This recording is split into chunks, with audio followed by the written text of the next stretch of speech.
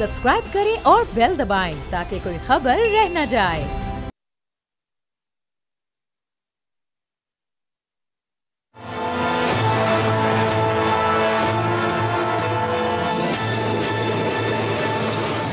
अस्सलाम वालेकुम, मैं हूं बाब जहांगीर। आप देख रहे हैं प्रोग्राम तज्जिया। 8 फरवरी के इंतखाबात में अब वक्त बहुत कम है और मुकाबला सियासी जमातों के लिए बहुत सख्त हो चुका है। तमाम सियासी जमातें अब इस वक्त मैदान में हैं, आवाम में जा रही हैं, जलसे हो रहे हैं, रैलियां हो रही हैं, कॉर्नर मीटिंग्स हो रही हैं और कुछ नाखुशगवार वाक़यात भी पेश आ रहे हैं। खासतौर पर अगर हम कराची की बात करें तो गुज़िश्ता 2-3 रोज़ में 2-3 सियासी जमातों के दफ्तरों पर हमला हुआ, मुकदमात दर्ज हुए, एक दूसरे पर इल्ज़ाम तराशी की गई, इल्ज़ामात लगाए गए और इसी दौरान हमने देखा कि MQM पाकिस्तान की जानिब से एक बड़ा जलसा भी कराची के बाग़ जिना में किया गया और एक बहुत लंबे अरसे के बाद हमने MQM पाकिस्तान को अपने उस पुराने रंग में देखा जहां लोगों की बहुत बड़ी तादाद पहुंची और MQM पाकिस्तान की सपोर्ट में वहां नजर आई। और जिस तरह तमाम सियासी जमातें बुलंदो बांग दावे अपने इस तरह के जलसों में करती हैं, वैसे ही MQM ने भी अब आवाम को एक नई उम्मीद दिलाई है और न सिर्फ कराची बल्कि पूरे सिंध के अवाम के लिए उन्होंने ये कहा है कि अब पीपल्स पार्टी जा रही है और MQM पाकिस्तान की हुकूमत आ रही है, तो ये क्या सिर्फ एक नारा है, ये सिर्फ एक बयान की हद तक की बात महदूद रहेगी या फिर अमली तौर पर इस पर अमल भी मुमकिन हो सकेगा और किस तरह हो सकेगा। और फिर बिजली, पानी, गैस और जो दीगर मसाइल हैं कराची की आवाम के, सिंध की आवाम के, उसको MQM पाकिस्तान किस स्ट्रेटजी के साथ हल करेगी। अगर इख्तियार नहीं होगा तो क्या स्ट्रेटजी होगी और अगर हुकूमत में शामिल होते हैं स्ट्रेटजी उस वक्त फिर क्या तब्दीली उसमें हो सकेगी। इसी पर हम गुफ्तगू करेंगे। अमीनुल हक साहब MQM पाकिस्तान के सीनियर रहनुमा हैं। अमीन साहब, बहुत शुक्रिया प्रोग्राम के लिए, आपने वक्त निकाला। एक बड़ा और कामयाब जलसा नंबर्स की हद तक जो लोगों ने जिसमें शिरकत की है, बड़ी तादाद में लोग आए, तो उस हद तक तो आप करने में कामयाब हो गए, लेकिन अभी 8 तारीख को जब पोलिंग डे आएगा उसमें आवाम का क्या मूड होगा, क्या मिजाज होगा, क्या उनकी ख्वाहिशात और उम्मीदें होंगी, उस पर किस हद तक आप पूरा उतरते हैं तो ज़ाहिर उसी दिन पता चलेगा। अभी इस वक्त ओवरऑल जो गहमा गहमी हम देख रहे हैं इलेक्शन की, कैसी तैयारी है MQM पाकिस्तान की, क्या उम्मीदें और जो दावे आपने किए हैं गुज़िश्ता दिन जलसे में बड़े बड़े, उस पर किस तरह से अमल दरामद करेंगे? मेरा ख्याल है शहर में बड़ी गहमा गहमी पाई जाए। ये है कि झंडे, MQM के बैनर और MQM के पतंग हर पूरे शहर में आपको नज़र आ रही है। इसका मतलब क्या है? इसका मतलब ये है कि इस शहर के लोग जो है MQM के साथ जुड़े हुए हैं और इसके पीछे रीज़न क्या है? रीज़न ये है कि MQM हमेशा अपने अवाम, अपने कारकुनान, अपने वोटर, अपने सपोर्टर के दरमियान रहती है, उनकी आवाज़ में आवाज़ मिलाती है और उनके मसाइल के हवाले से गुफ्तगू करती है। MQM पाकिस्तान तकरीबन 2 और ढाई महीने पहले अपनी इलेक्शन कैंपेन का आगाज़ कर चुकी थी और आप बल्कि पूरे पाकिस्तान ने देखा कि MQM वाहिद पार्टी थी जिसने 5 कौमी सभा असम्बली के उम्मीदवारों का नामों का ऐलान कर दिया था। यस, इसके साथ साथ हमने क्या तरीक़ेकार अपनाया, क्योंकि MQM एक पिछले 3 दहाइयों से शहर में कामयाब होती चली आ रही थी, तो हमें सियासी सूरत हाल का भी अंदाज़ा था। हमने छोटे छोटे मुख्तलिफ टाउन पर जलसे किए, जो सिर्फ टाउन लेवल पर जलसे किए और इस मोमेंटम को स्लो बढ़ाते चले गए और अल्हम्दुलिल्लाह अब आप सबने देखा कि 21 जनवरी यानी कल का दिन जो गुजरा है, MQM पाकिस्तान ने बाग़ जिना के अंदर इस शहर कराची का सबसे बड़ा जलसा किया और हमने अपना रिकॉर्ड खुद तोड़ा है। इसमें लाखों की तादाद में ख़वातीन, बुजुर्ग, नौजवान मौजूद थे। ये इस बात की निशानदेही कर रहा था कि यस 8 फरवरी का दिन इस शहर में सिर्फ और सिर्फ पतंग नज़र आएगी, पतंग के अलावा कुछ नज़र नहीं आएगा। हाँ, जो आपने कहा कि दावे की बात की है, वादे की बात की, तो यस मेरा ख्याल है MQM पाकिस्तान ने अपने अमल से हमेशा साबित किया है कि वो जो कहती है उस पर अमल करके दिखाती है। मैं समझता हूँ कि कल खालिद मकबूल भाई का खिताब हो, फारूक अख्तर भाई को या मुस्तफ़ा कमाल भाई ने क्या कहा कि यस इस शहर के शहरी सिंध के अवाम, न सिर्फ शहरी सिंध बल्कि पूरे सिंध के अवाम पीपल्स पार्टी से उकता चुके हैं। जो पीपल्स पार्टी की करप्शन थी, नाहली थी, बेहसी थी कराची के हवाले से, जो तरक्याती काम रोक करके तासब की बुनियाद पर, सियासी इंतकाम की बुनियाद पर नहीं कराया गया, अब वक्त आ चुका है कि सिंध के अवाम के और बिलखसूस शहरी सिंध के अवाम उन्हें अपने हलकों से, अपने इलाकों से निकाल बाहर कर सके। और मैं समझता हूँ कि MQM ने जब ये कोशिश की, कामयाब रही। आपके सामने 90 की मिसाल है, आपके सामने 96 की मिसाल है और 2003 की मिसाल है कि MQM ने जब कोशिश की तो अपने मर्जी से वज़ीर आला लेकर गया। इंशाअल्लाह ताला 8 फरवरी का दिन MQM अपने अलाइस के साथ अपना वज़ीर आला लेकर आएगी और उस 8 तारीख के बाद जो है सिंध की तरक्की का, खुशहाली का दौर शुरू होगा। लेकिन अमीनुल हक साहब, ये सिर्फ कराची से ज़्यादा नशिस्तें जीत कर और अपने एलाइज के साथ भी अगर आप जीत जाएं और कराची को अगर स्वीप भी कर दें तो आप सिंध में तो नहीं हुकूमत बना सकते और जब तक सिंध में हुकूमत में नहीं होंगे उस वक्त तक कराची के और पूरे सिंध के मसाइल फिर किस तरह से हल कर सकेंगे। अभी भी आप अंदरूनी सिंध देखें, पाकिस्तान पीपल्स पार्टी, जिस तरह आपने कराची में बड़ा जलसा किया, पीपल्स पार्टी अंदरूनी सिंध में एक बड़ी ताकत के तौर पर काम कर रही है और वहाँ पर उनके बड़े बड़े जलसे हो रहे हैं। अपने अपने स्ट्रॉन्ग होल्ड्स में आप लोग जलसे कर रहे हैं। अंदरूनी सिंध MQM कोई बड़ा जलसा करे तो ये नजर आएगा कि हाँ कोई चेंज होने जा रहा है, 8 फरवरी को कोई सरप्राइज हो सकता है।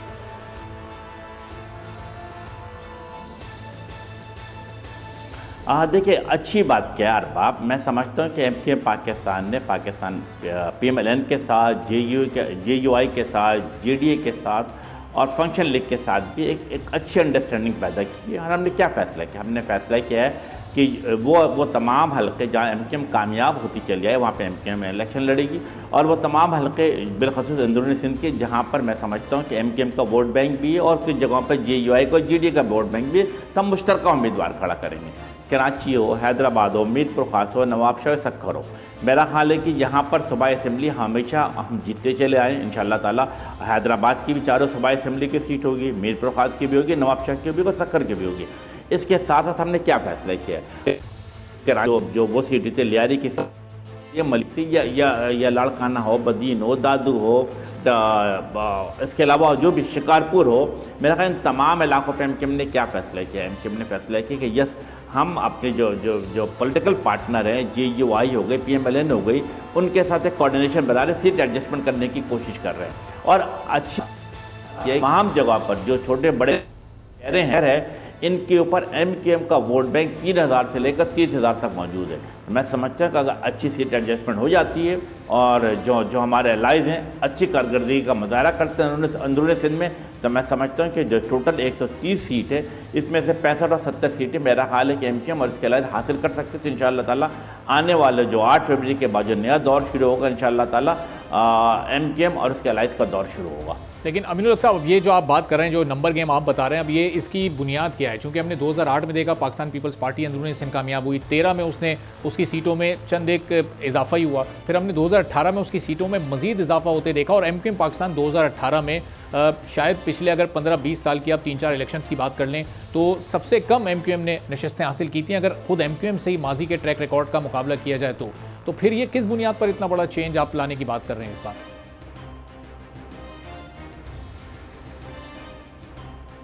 देखिए, पहले मैं 2018 की बात कर लेता। देखिए, 2018 पूरा पाकिस्तान जानता है कि एमकेएम की 14 अदद सीटें जो कौमी असम्बली कराची से छीन कर एक मखसूस सियासी पार्टी को दी गई। और अरबाब, आपके इल्म में भी है कि 5 कौमी असम्बली की सीट कराची में ऐसी थी जो एमकेएम को 300 से लेकर 3000 वोट से हराया गया, किसी जगह पर रिकाउंटिंग नहीं की गई। हम क्या कहते थे? हमने उस वक्त भी कहा था कि मेरे पोलिंग स्टेशन को मेरे पोलिंग स्टेशन से बाहर निकाल दिया गया, आरटीएस सिस्टम को बैठा दिया गया।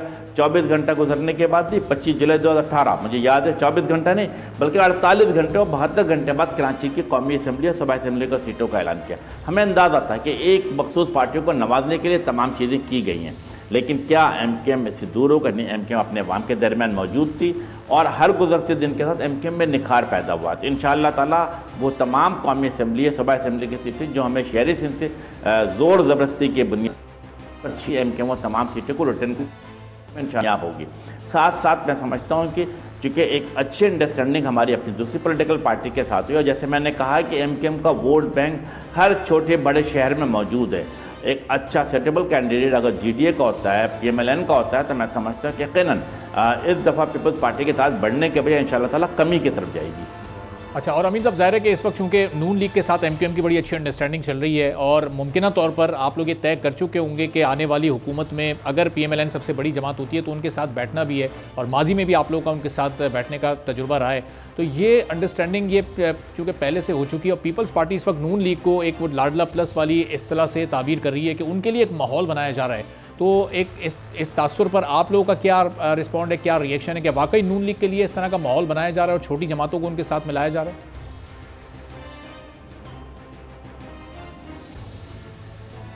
देखिए, मैं समझता हूँ कि जो सिंध के अवाम है, कराची के अवाम है, शहरी सिंध के अवाम ये समझते हैं कि पीपल्स पार्टी तो लाडला प्लस है।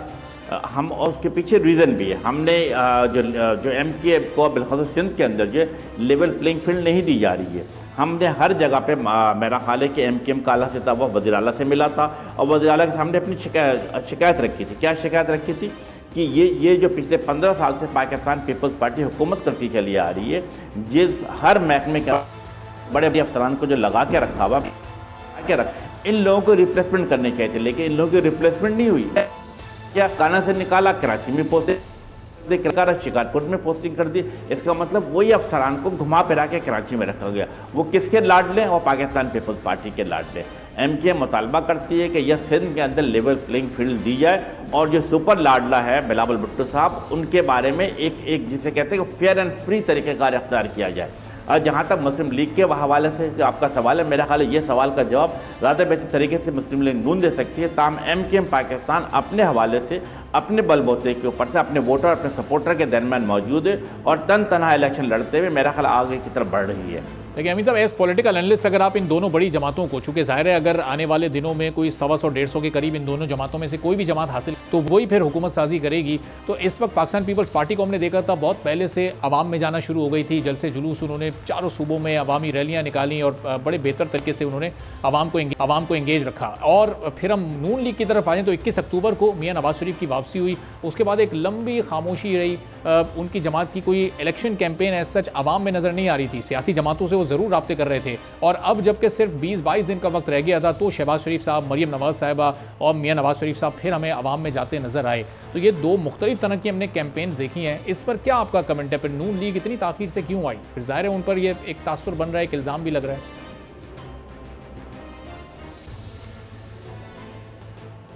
देखिए अगेन फिर ये सवाल का जवाब मेरा ख्याल मुस्लिम लीग बेहतर तरीके से दे सकती है, लेकिन हमें क्या नज़र आता है? हमें नज़र आता है कि क्या पाकिस्तान पीपल्स पार्टी के बिलावल भुट्टो साहब पंजाब के दौरे पर मौजूद हैं? क्या वो किसी जगह ये खड़े होकर कह सकते हैं कि मैं लाहौर को कराची या लड़काना जैसे बनाऊंगा? नहीं। कराची में मतलब दुनिया आसमान पे जा रही है और कराची में और लड़काना में बच्चे गटर में डूब के मर रहे हैं। तो मैं समझता हूँ लाहौर के अवाम भी, सियालकोट के अवाम भी, पेशावर के अवाम भी, फैसलाबाद के अवाम भी समझते हैं कि किन लोगों ने कराची को, लाड़काना को, बदीन को तवा बर्बाद किया। क्या ऐसे लोगों को वोट देकर दोबारा लाहौर में बैठा सकते हैं? मेरा ख्याल है जवाब नफ़ी में आएगा। और इसीलिए परेशानी के आलम में ये अगर लाहौर दौरा कर रहे, पंजाब दौरा कर रहे और जो छोटे छोटे जलसा जलसी कर रहे हैं, मेरा ख्याल है ठीक है, उनका हक बनता है, उनको होना चाहिए। और मैं समझता हूँ कि PMLN ने जो अपनी चीज़ों का आगाज़ जवाब दे ज़्यादा बेहतर तरीके से। As far am is concern मैं समझता हूँ यस, हम अपनी जैसे इलेक्शन कैंपेन भर तरीके से न सिर्फ कराची बल्कि हैदराबाद, मीरपुर खास और नवाबशाह पे चला रहे हैं और इंशाअल्लाह ताला आप देखेंगे कि फ़र्क आपको वाज़ह तौर पे 8 फरवरी को नज़र आएगा। सही। और अमीन साहब आखिर में कि चंद एक ऐसे वाक़यात पेश आए अभी मुख्तलिफ सियासी जमातों के तसादुम हुए और जो वाक़यात एक पाकिस्तान ख़ासतौर पर कराची में एक रवायत रही थी, मिलिटेंट विंग्स हुआ करते थे सियासी जमातों के जो कि ज़ाहिर नहीं होने चाहिए थे और अब भी अमन व अमान की फ़ज़ा को कायम रखना चाहिए। दो ऐसे वाक़यात जिसमें पीपल्स पार्टी वालों पर हमला हुआ, पाकिस्तान तहरीक इंसाफ वालों पर हमला हुआ, मुकदमात MKM पाकिस्तान के खिलाफ ही दर्ज करवाए जा रहे हैं। इसकी क्या वजह है? क्या एक बार फिर सियासी जमातों में ये मिलिटेंट फैक्टर परवान चढ़ रहा है?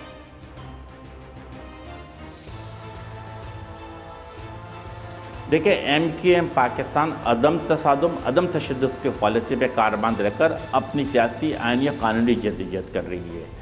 मेरा ख्याल इस शहर में जिसे कहते हैं कि मेयर भी पीपल्स पार्टी ने ज़ोर ज़बरदस्ती की बुनियाद पर लाया और कई जगहों पर चेयरमैन भी उनके मौजूद हैं। एक बड़े ऑर्गेनाइज तरीके से MKM के झंडे उतारे जा रहे हैं, MKM की वॉल चौकिंग ख़त्म की जा रही है और सरकारी सरपरस्ती के अंदर पीपल्स पार्टी को नवाजने की कोशिश की जा रही है।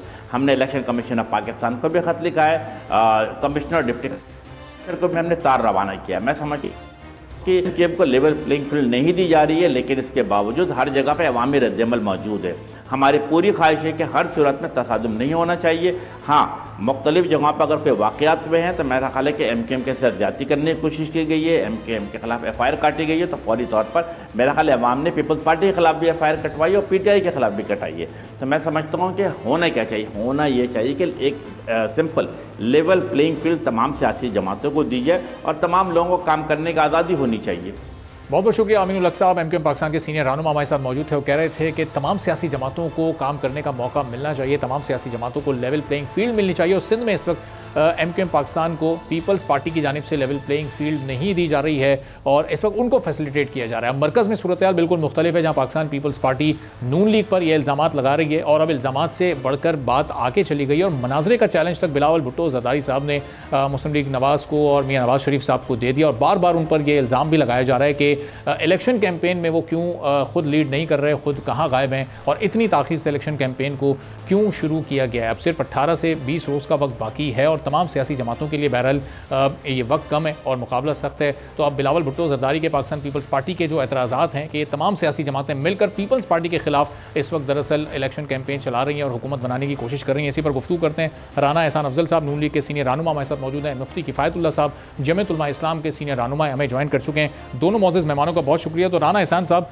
बिलावल भुट्टो जरदारी साहब ने मनाजरे का चैलेंज अब दे दिया है। अब नून लीग की तरफ से कौन मनाजरा करने आ रहा है बिलावल साहब से?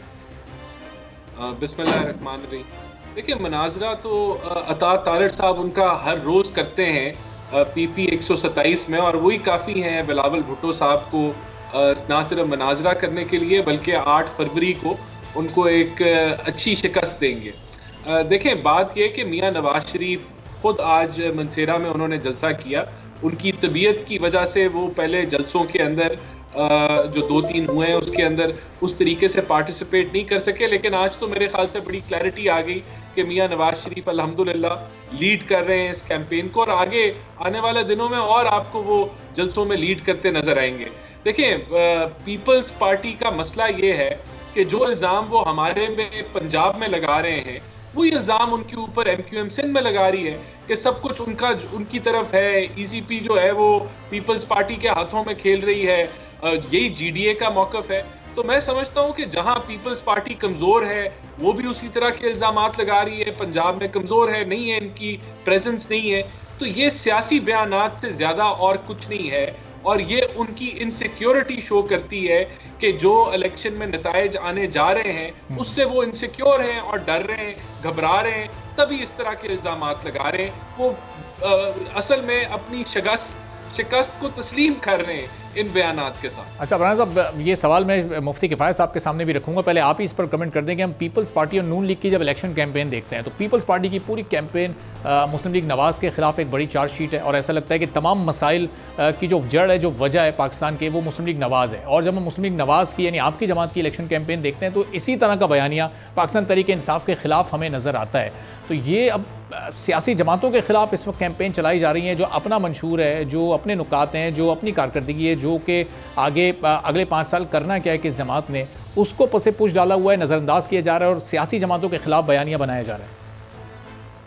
देखें, मैं समझता हूं कि हमारा इलेक्शन की कैंपेन हमारा मंशूर के ऊपर ही मेनली फोकस होगा। मंशूर हमारा अभी फाइनल कह लें एडिटिंग और प्रिंटिंग के स्टेज के ऊपर जा चुका है। 36 कमेटीज थी जिन्होंने 36 शोबों के ऊपर एक मुकम्मल लाएमल बनाया है अगले 5 सालों में अचीवेबल्स का, और जो रास्ता है जिसके तहत हमने उनको अचीव करना है। तो मंशूर आ जाएगा, ये हम आपको इसकी तसल्ली देते हैं कि मंशूर हमारा बड़ा कॉम्प्रिहेंसिव होगा, और वो ऐसे खोखले वादे नहीं होंगे जिस तरह 300 यूनिट की बिजली फ्री, 30 लाख घर, 50 लाख घर, 1 करोड़ नौकरियां जैसे पहले ठीक है। चलो, अब ये पीपल्स पार्टी के जो दावे हैं 300 यूनिट फ्री और इतने दे दिए, और फिर आगे जो तनख्वाहें डबल करने वाला मामला है, इस पर पीपल्स पार्टी का भी मौक़िफ़ जान लेते हैं। चौधरी मंजूर साहब पाकिस्तान पीपल्स पार्टी के सीनियर रहनुमा हमारे साथ मौजूद हैं। चौधरी साहब, ये 300 यूनिट तक फ्री बिजली किस तरह से देंगे, तनख्वाहें डबल कैसे करेंगे? जो पाकिस्तान के इस वक्त माशी हालात हैं वो तो बहुत ही सख्त हैं, बड़े चैलेंजेस का पाकिस्तान को सामना है, इस सब में कैसे मुमकिन होगा? अच्छा देखिए, इसमें कोई रॉकेट साइंस नहीं है, क्योंकि आप चूंकि बड़े एंकर हैं, आपको तो बड़ी तनख्वाहें मिलती हैं। ये जो बेचारा कैमरा मैन है ना आपका, उसका मसला है। आप मुझे ये बताएं कि हमने 2008 से 13 तक जो रेवेन्यू था उसको डबल कर दिया था। 900 अरब पे मिला था, हम कोई 1900 अरब पे 1900 अरब पे ले गए थे। अगर रेवेन्यू हम डबल कर दें दोबारा, तो तनख्वाहें डबल करने में किसी को क्या तकलीफ हो सकती है? नहीं होनी चाहिए ना गरीबों को देने में। आपको पता है पिछले 10 साल में कितने हजार अरब रुपया अमीरों का माफ हुआ है? कोई नहीं बताएगा इस मुल्क में, क्योंकि वो गरीबों को नहीं मिलता ना। पेंशन डबल हुई थी, और आपको पता है 2008 से 13 तक कितनी तनख्वाहें बढ़ी थी? 135%। अभी तो ये कम कर रहे हैं, उस हिसाब से जो मेहनत का तबका है वो तो मांग रहा है। वो कह रहा है जी जब पिछली बार आपने 5 सालों में 135% बढ़ाई है तो आप 150% तो बढ़ाएं।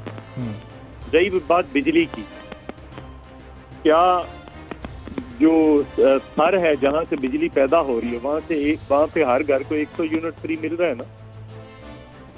ये साहिवाल में भी कोयले का लगा है, यहाँ पे फ्री मिल रहा है? नहीं मिल रहा। अगर आप घर के कोयले से अगले 10 साल में या अगले 5 साल में 15 या 20 हजार मेगावाट बिजली पैदा कर दे, जो 9 रुपए 90 पैसे का यूनिट है, इस वक्त 3260 मेगावाट बिजली आ रही है यहाँ पे, जो फेस्को को आ रही है, फैसलाबाद की तमाम सनत हर के कोयले की बिजली से बन रही।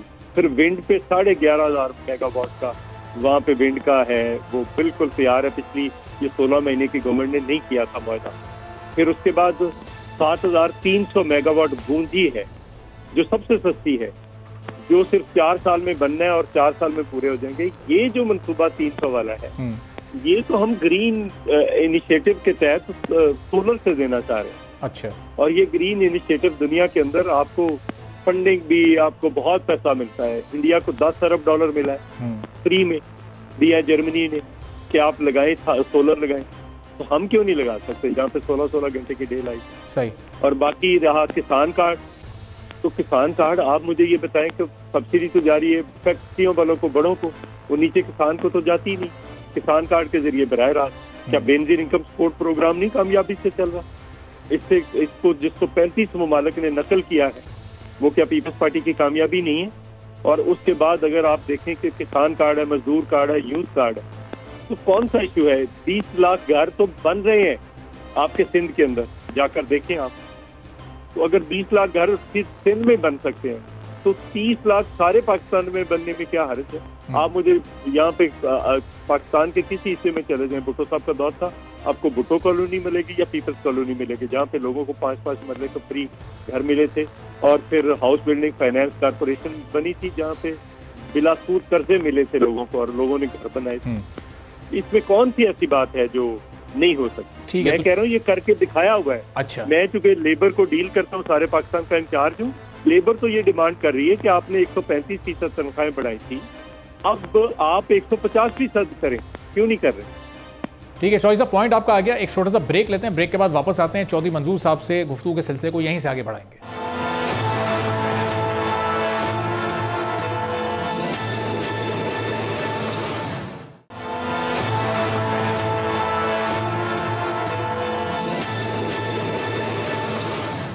एक बार फिर प्रोग्राम में आपको खुशामदीद कहेंगे। राना एहसान अफजल साहब, मुफ्ती किफ़ायत साहब, चौधरी मंजूर साहब हमारे साथ मौजूद हैं। तो चौधरी साहब ये जो इस वक्त आपने ये ज़ाहिर ये पूरे मुमकिनात बताए कि ये सब मुमकिन है, तो फिर पाकिस्तान पीपल्स पार्टी ने अपना मंशूर भी दे दिया, अपना मंशूर पब्लिक को बता भी रही है, फिर ये नून लीग पर इतनी ज़्यादा तनकीद की क्या वजह है? फिर मियाँ नवाज़ शरीफ को मुस्तकिल टारगेट किया जा रहा है, मनाजरे का भी चैलेंज दिया जा रहा है, उनको लाडला प्लस भी कहा जा रहा है, फिर तो आपकी ये परफॉर्मेंस ही काफ़ी होनी चाहिए आवाम में जाने के लिए।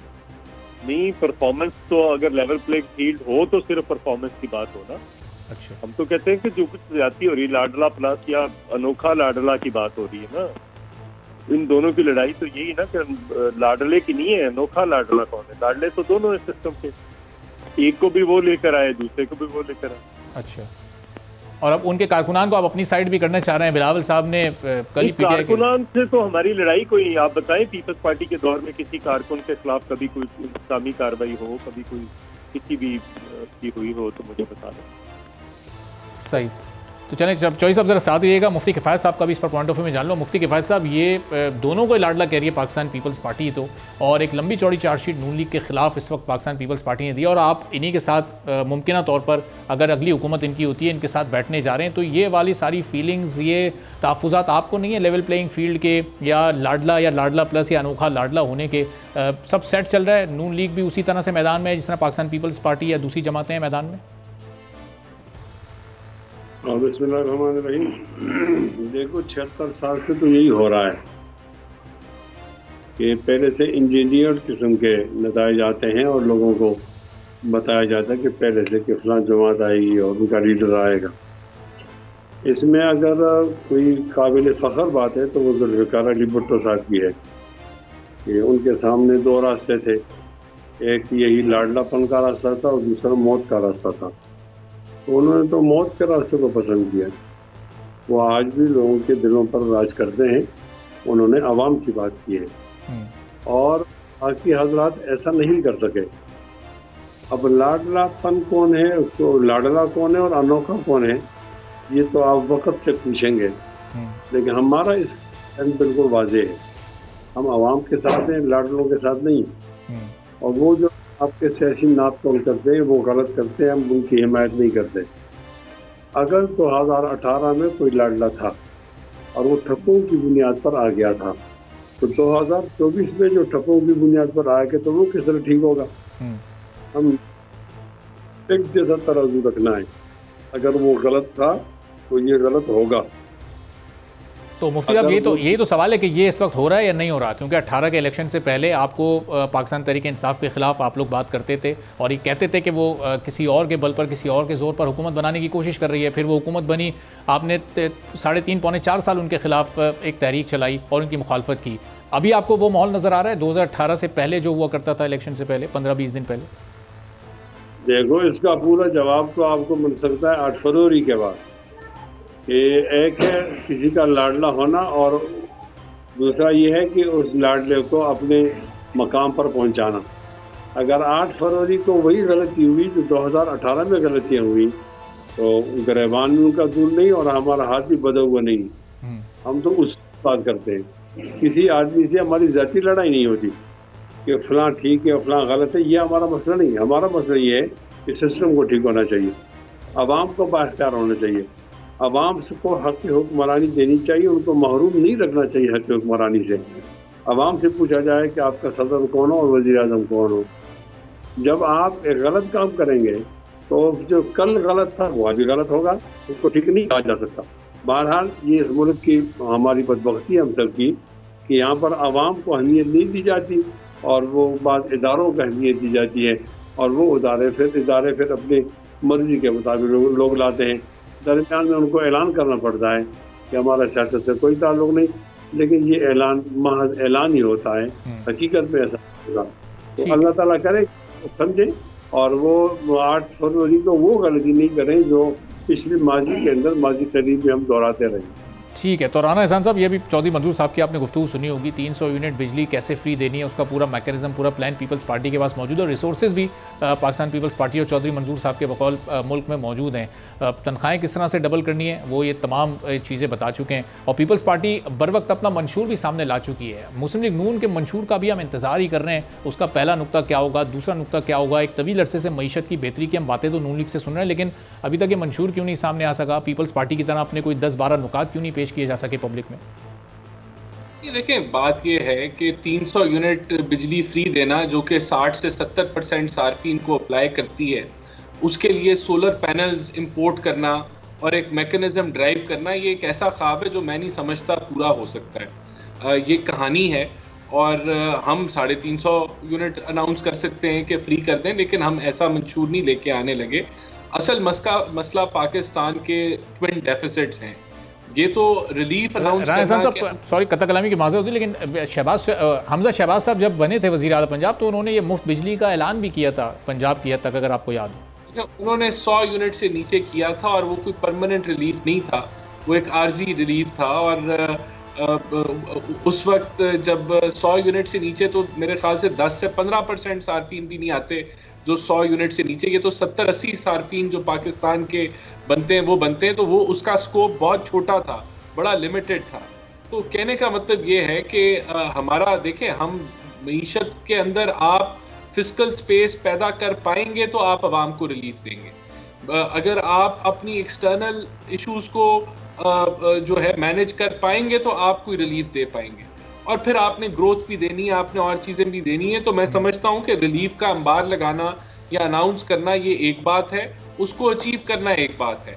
यही हमारी मंशूर, जब कमेटीज़ में थे तो यही बहस थी कि हमने वो चीज़ें कहनी हैं जो हम 5 साल में अचीव कर सकें, जिनको हम 5 साल में मुकम्मल कर सकें और जो है रियलिस्टिक हों, जो प्रैक्टिकल हों और आपने आज की जो इकोनॉमिक सिचुएशन है उसकी मुताबिकत रखती हूँ। तो इंशाल्लाह हम आपको, मैंने एग्री किया आपसे, बल्कि एक्सेप्ट किया कि हमारा मंशूर डिले हुआ है, लेकिन वो आने वाला है और जब आएगा तो हम एक एक शोबे पे देखें, चाहे वो विमेन एम्पावरमेंट हो, क्लाइमेट चेंज हो, पॉवर्टी एलिविएशन हो और दीगर, ये तो मैं आपको 36 सब्जेक्ट्स के ऊपर भरपूर एक लाएमल के साथ हम आएंगे। और ठीक है, तो बड़ा कीनली ऐसा लग रहा है ऑब्जर्व इस वक्त किया जा रहा है तमाम पॉइंट्स को और बड़ी तैयारी के साथ नून लीग अपना मंशूर लेकर आएगी। तो चौधरी साहब, ये नून लीग तो नहीं कन्विंस हो रही आपके 300 यूनिट वाले ऐलान पर, अब ये काबिल अमल लग ही नहीं रहा राना एहसान साहब को भी और ज़ाहिर है कि उनकी पूरी जमात को भी।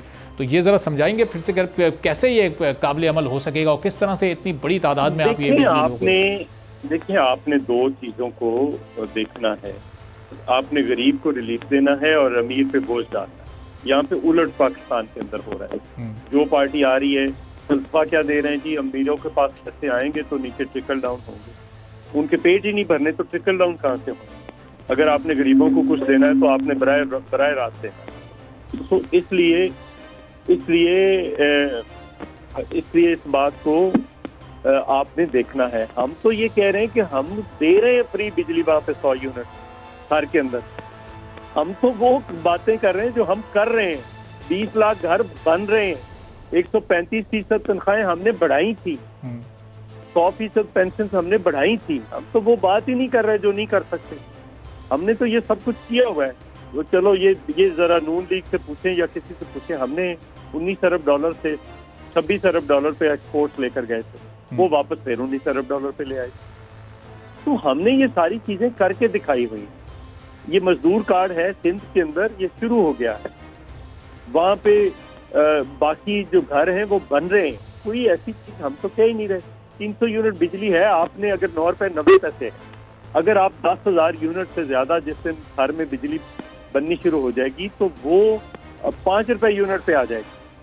आप अगर अमीरों को दें ना 15 रुपए यूनिट पे, तो गरीबों को मुफ्त दे दें, क्या हर्ज है? सही जी राणा साहब, तो ये गरीबों पर बोझ बढ़ाएं, अमीरों पर बोझ बढ़ाएं, गरीबों पर कम करें, तो ये है simple policy Pakistan Peoples Party की। और चौधरी साहब कह रहे हैं तो कर चुकी है पाकिस्तान पीपल्स पार्टी और अभी भी कर रही है। थर की मिसाल सामने आपके।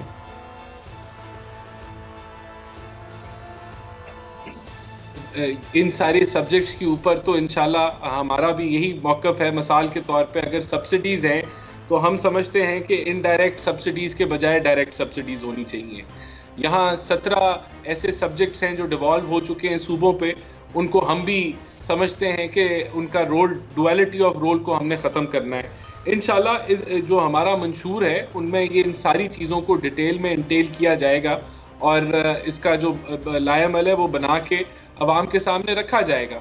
बात यह है कि ये जो मैं सिर्फ अगर 300 यूनिट फ्री बिजली को कर लें और हम ये कहें कि आज 8 रुपए या 9 रुपए की हम बिजली बना लेंगे, तो ये एक ऐसा ख्वाब है जो पूरा नहीं होने वाला। ये हवाई बातें जो कि प्रैक्टिकल नहीं है। थर से बिल्कुल बिजली बन सकती है कोयले की, उसको हमने वफाक ने 16 माह में जो सिंध के साथ पार्टनर करके हमने जो है वो रेलवे ट्रैक बनाया ये थर का, उसके लिए फंड एलोकेट किए, टारगेट सेट किए, वहाँ पोटेंशियल है। लेकिन ये कहना कि 8-9 रुपए में बिजली बन जाएगी और लोगों को सस्ती बिजली मिल जाएगी फौरी तौर पे, ये इतनी आसान चीज़ें नहीं हैं। जहाँ बिजली की कॉस्ट हो सकती है 8-9 रुपए, वहाँ जो इन्वेस्टमेंट है उसकी भी कॉस्ट होती है, सब चीज़ें डलती हैं। बहरहाल देखें, ये 300 यूनिट वाला जो है ये तो बिल्कुल प्रैक्टिकल नहीं है। सोलर पैनल हमने इंपोर्ट करने की कोशिश की, डॉलर ही नहीं थे इंपोर्ट करने के लिए।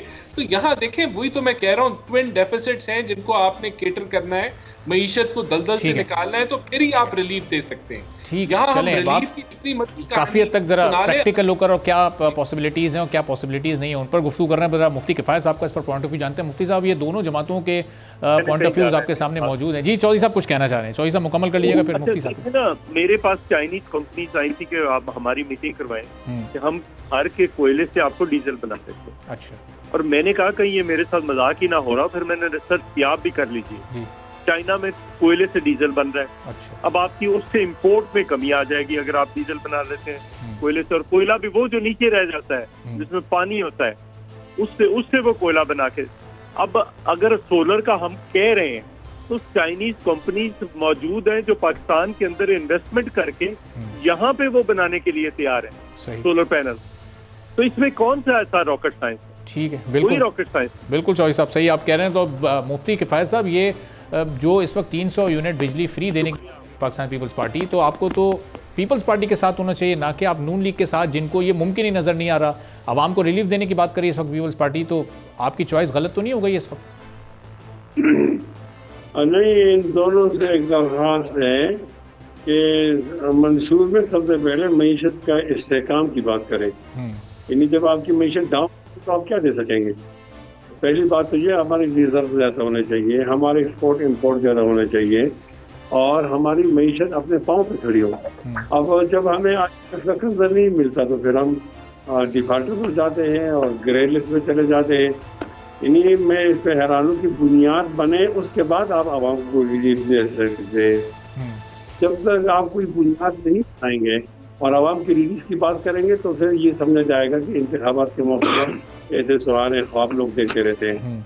मैं 300 यूनिट की बात नहीं कर रहा और मैं 100 यूनिट की बात नहीं कर रहा। जैसे मैं 300 का नाम बड़ा है, ये कुछ शर्तें लगाते हैं ना, उन शर्तों से बहुत मामूली सतह पे आ जाते हैं, बहुत कम लोगों को रिलीफ मिलता है। ठीक है, अगर और पिछले 3 अदवार में तमाम ही सियासी जमातें हुक्मरानी कर चुकी हैं मुफ्ती साहब, लेकिन अभी भी हम यही बात कर रहे हैं कि पहले एक बुनियाद बनाई जाए, उसके बाद फिर इस रिलीफ की बात की जाए। बहुत बहुत शुक्रिया मुफ्ती किफ़ायतुल्लाह साहब, राना एहसान अफजल साहब, चौधरी मंसूर साहब हमारे साथ मौजूद थे। और ये 300 यूनिट बिजली वाला जो मामला है, अब ये माहिर माशियात इसको किस तरह से देख रहे हैं? क्या वाकई ऐसी पॉसिबिलिटी है, ये मुमकिन है कि लोगों को इस पर कुछ रिलीफ दिया जा सके, फ्री बिजली दी जा सके? एक ब्रेक के बाद खुर्रम शहजाद साहब हमारे साथ मौजूद होंगे, माहिर माशियात हैं, उनसे इस पर मज़ीद गुफ्तगू करेंगे।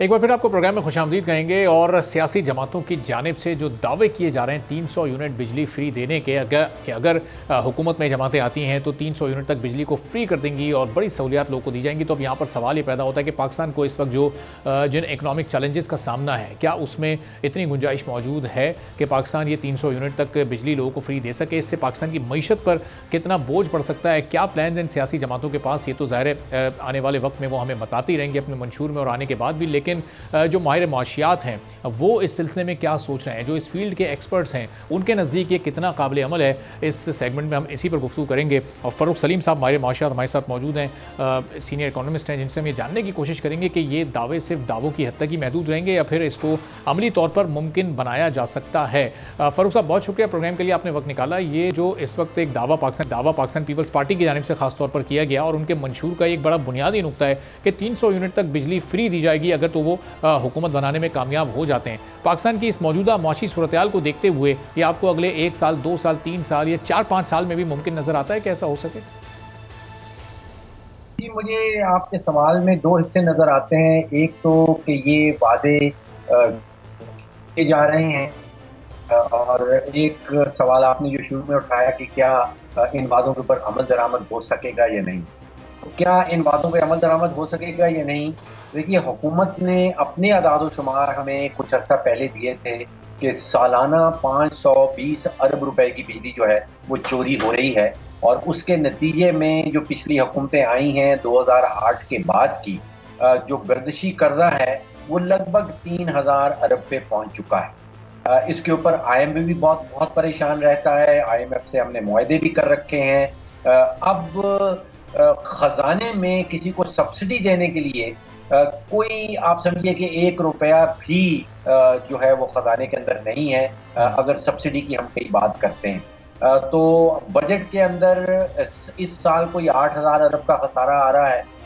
अगर PMLN वाले कहते हैं कि वो 200 यूनिट देंगे या पीपल्स पार्टी वाले कहते हैं कि वो 300 यूनिट देंगे, तो उसकी हकीकत ये है कि खजाने में वो पैसा देने के लिए या सब्सिडी देने के लिए एग्जिस्ट नहीं करता। अब दूसरा सवाल कि ऐसा क्यों किया जा रहा है? मुझे महसूस ये हो रहा है कि हमारी सियासी जमातें या सियासतदान जो हैं वो पिछले 20-25 साल पुरानी जो सियासत थी शायद उसी को दोबारा खेलने की कोशिश कर रहे हैं। जहाँ पे 3 चीज़ें हमें नज़र आती थी 20-25 साल पहले।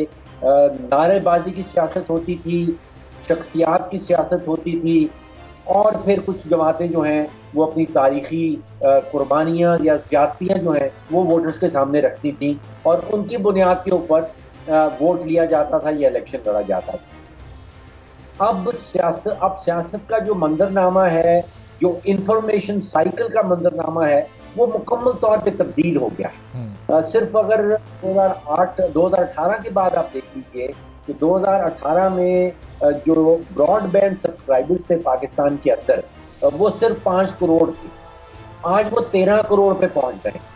पाकिस्तान का जो वोटर है, जो अब आप समझिए कि कोई 12.5 करोड़ रजिस्टर्ड वोटर है, उसमें से कम 80% जो है वो 18 से 45 साल की उम्र का है और उसके पास लेटेस्ट टेक्नोलॉजी है, उसके पास स्मार्टफोन है, वो ब्रॉडबैंड का सब्सक्राइबर है, उसको मिनट से मिनट की खबर पहुंच रही है। वो ये जानता है कि नारे क्या होते हैं और वो ये जानता है कि असल वादे क्या होते हैं। ठीक है, तो यहाँ पे मुझे एक बात जी नजर आता है। तो फारूक साहब ये बताइएगा कि जो क्या अगर सोलर पैनल पर शिफ्ट होकर या सोलर सिस्टम को इस्तेमाल करते हुए क्या ऐसा होना मुमकिन है, और अगर सियासी जमातों के जहन में ये पॉइंट मौजूद है, ये प्लानिंग है उनके जहन में, तो इसमें कितनी इन्वेस्टमेंट की ज़रूरत होती है? ये वन टाइम इन्वेस्टमेंट होगी और फिर इससे कितने लोग मुस्तफ़ीद हो सकेंगे? देखिए, इस वक्त जो पाकिस्तान का बिजली का सेक्टर है वो बहुत बुरी तरह डिसफंक्शनल है। हम कोई 40-42 हज़ार मेगावाट की कैपेसिटी लगा चुके हैं और इस वक्त अगर हम ये कहें कि हुकूमत मजीद सोलर पैनल लगाना चाह रही है, जो पहले हमने 45 हज़ार मेगावाट के करीब बिजली इंस्टॉल कर रखी है, उसके कैपेसिटी के अग्रीमेंट है, यानी कि वो हम इस्तेमाल करें या ना करें उसकी पेमेंट हमने करनी है। और पाकिस्तान के अंदर जिसको हम सिंगल बायर मॉडल कहते हैं कि जितनी भी बिजली इस मुल्क के अंदर पैदा होती है वो सारी की सारी हुकूमत खुद खरीदती है और फिर उसको आगे बेचती है, और उस दौरान आप सोचिए कि वो लगभग 500-600 अरब रुपए का सालाना नुकसान कर जाती है। तो इस वक्त ये कहना कि हम नए सोलर पैनल लगा लेंगे, हमारे पास खजाना मौजूद है, उन नए सोलर पैनल की बिजली मुस्तकबिल में बड़ी सस्ती आएगी, ये सियासी नाराबाजी तो जरूर हो सकती है, ये क्लेम हकायक की बुनियाद पे नहीं किया जाता। सही। और फारूक साहब, जब आप ये बात करें तो ज़ाहिर है कि हम तो पूरे मुल्क की इस वक्त बात कर रहे हैं, क्या कुछ मखसूस सूबों में, कुछ इलाकों में, कुछ शहरों में इस तरह के सिस्टम्स को लगाकर और वहाँ पर किसी हद तक फ़ायदा पहुँचाया जा सकता है? यानी कोई जमात अगर सूबाई सतह पर कहीं कामयाबी हासिल करे और वहाँ कोई ऐसा प्लांट लगाना चाहे और लोगों को फ़ायदा पहुँचाना चाहे, रिलीफ देना चाहे, तो ये छोटे लेवल पर मुमकिन होगा? देखिए, एक बहुत ही कीमती सबक है, सुनहरी सबक आप कीजिए, जिसकी हमने बहुत बड़ी कीमत चुकाई है, वो ये है कि हुकूमत जब कारोबार में आ जाती है, जब हुकूमत बिजली बेचने लगती है, जब हुकूमत बिजली खरीदने लगती है, तो अरबों रुपए का नुकसान करती है। तो यहाँ पे कोशिश जो सिर्फ है मुस्तकिल की वो ये है कि हुकूमत को हुक्मरानी तक रोकना है, उनको बिजली पैदा करना और बिजली बेचना और बिजली खरीदने वाले कारोबार जो हैं उनसे निकालना है। अब अगर ये कहा जा रहा है कि पहले हम बहुत गलतियां कर चुके हैं और अब हुकूमत दोबारा से मजीद इन्वेस्टमेंट करेगी और मजीद बिजली के शोबे के अंदर सोलर पैनल लगाएगी, तो मैं समझता हूँ कि इससे बड़ी गलती कोई नहीं हो सकती। अच्छा, और फारूक साहब, ज़ाहिर है कि इसका मतलब कि फ्री बिजली वाला तो ये जो दावा है सिर्फ एक दावा ही है और ये ख्वाब ही लोगों के लिए साबित होगा। जो बिजली की कीमत है जो कि हर दौरे हुकूमत में मुस्तकिल बढ़ती जा रही है, क्या आने वाली हुकूमत के लिए कुछ ऐसे स्टेप्स आप तजवीज़ करेंगे कि कम अज़ कम वो उसकी कॉस्ट को ही कंट्रोल कर सके, कम अज़ कम कीमत ही रोक सके? ये फ्री वाली बात तो खैर मुमकिन नज़र ही नहीं आ रही आपकी नज़र में। देखिए, डीप रिफॉर्म, बहुत गहरी किस्म की इस्लाहात करनी होंगी और हुकूमत में समझता हूँ कि इस काबिल नहीं है कि वो इस्लाहात ले आएगी या इस्लाहात कर पाएगी। जो तरीक़ाकार है वो ये है कि ये डिस्ट्रीब्यूशन कंपनीज जो हैं इनकी निजकारी करनी होगी। यहाँ पहले स्टेप पे इनको सूबों के हवाले करना होगा और उसके बाद सूबे इनकी निजकारी कर पाएँ। हुकूमत मैं नहीं समझता हूँ कि उसके पास ना काबिलियत है ना सलाहियत है कि वो बिजली के शोबे के अंदर कोई खातिर खा किस्म की इस्लाहात कर पाएगी। तो उसको they have to get rid of, उनको प्राइवेट सेक्टर को ये सब चीज़ें संभालनी होंगी और प्राइवेट सेक्टर के हवाले करनी होंगी और फिर प्राइवेट सेक्टर को कोई चोरी रोकनी होगी और प्राइवेट सेक्टर को एफिशिएंटली ये पूरा सिस्टम जो है वो चलाना होगा। ठीक है, तो इसका मतलब फारूक साहब के जो अगले 5 साल हैं, ज़ाहिर जो एक अगली हुकूमत का जो टेन्योर होगा उसमें तो ये सब होना फिर बहुत ही मुश्किल नज़र आ रहा है। अगर किसी ने इनिशिएट भी कर दिया तो ये प्राइवेटाइजेशन होते होते, मुआहदे होते होते, डील फाइनल होते होते शायद 4, 5, 6 या इससे भी ज़्यादा साल का अरसा लग सकता है। नहीं, मैं बिल्कुल अग्री नहीं करता हूँ उससे। हमारे सामने बहुत सारे ममालिक ने वो कुछ कर दिखाया है। देखिए, हमारी हुकूमत के पास इस वक्त लगभग 200 जो स्टेट ओन एंटरप्राइज हैं उनको चला रही हैं और उनमें कोई 2000 अरब का वो सालाना नुकसान करती है। 200 का मैंने जिक्र किया। वियतनाम के पास जब नई हुकूमत आई थी 2008 के अंदर, उनके पास 2000 स्टेट ओन एंटरप्राइज थी और उन्होंने 2.5 से 3 सालों में वो 2000 स्टेट ओन एंटरप्राइज की निचकारी कर दिखाई। पोलैंड ने ये किया है, बहुत सारे ममालिक ने ये काम किया है। तो ये काम किया जा सकता है अगर हुकूमत के पास सियासी नीयत हो कि वो करना चाहती है। ठीक है, और फिर जाहिर है कि इसके लिए जो आप विल और इंटेंशन की बात कर रहे हैं, अब जो भी सियासी जमातें आगे हुकूमत बनाएंगी वो माजी में पिछले 15 साल में कमोबेश हर सियासी जमात हुकूमत में आ चुकी है और उसकी कारकर्दगी हमारे सामने है। तो फिर इंटेंशन और विल को हम सामने रखते हुए क्या उम्मीद लगाएं फारूक साहब आने वाली हुकूमत से? बहुत मुश्किल सवाल आपने कर दिया कि फ्यूचर में हम क्या उम्मीद लगा के रखें। देखिए, फ्यूचर की बात मैं नहीं जानता हूँ। अभी मैं आपको ये बता सकता हूँ कि जो पाकिस्तान के है जिसमें स्टेट ओन एंटरप्राइज का एक प्रॉब्लम हमने अभी डिस्कस किया, उसको हल करने का कोई मनसूबाबंदी जो है, कोई मनसूबा, कोई हिकमत अमली किसी भी सियासी जमात ने सामने नहीं रखी है। आरजू कर सकते हैं, ख्वाहिश हो सकती है, लेकिन ख्वाहिशात में और हिकमत अमली में ज़मीन और आसमान का फ़र्क होता है। सही। तो हमें PMLN वाले, पीपल्स पार्टी वाले, बाकी सियासी जमातें अपनी ख्वाहिशात या अपने सियासी नारे ज़रूर बता सकती हैं, लेकिन अभी तक कोई हिकमत अमली, कोई मनसूबा बंदी सामने नहीं आया। ठीक है, बहुत बहुत शुक्रिया फारूक सलीम साहब, हमारे माशियात हमारे साथ मौजूद। तो यूनिट फ्री बिजली देने के दावे जो भी सियासी जमातें कर रही हैं, जितने भी इकोनॉमिस्ट हैं वो यही कह रहे हैं कि इस वक्त पाकिस्तान की इकनॉमिक सिचुएशन को देखते हुए अमली तौर पर ऐसा होना मुमकिन नज़र नहीं आता। आज के प्रोग्राम से इजाज़त दीजिए, अल्लाह हाफ़िज़।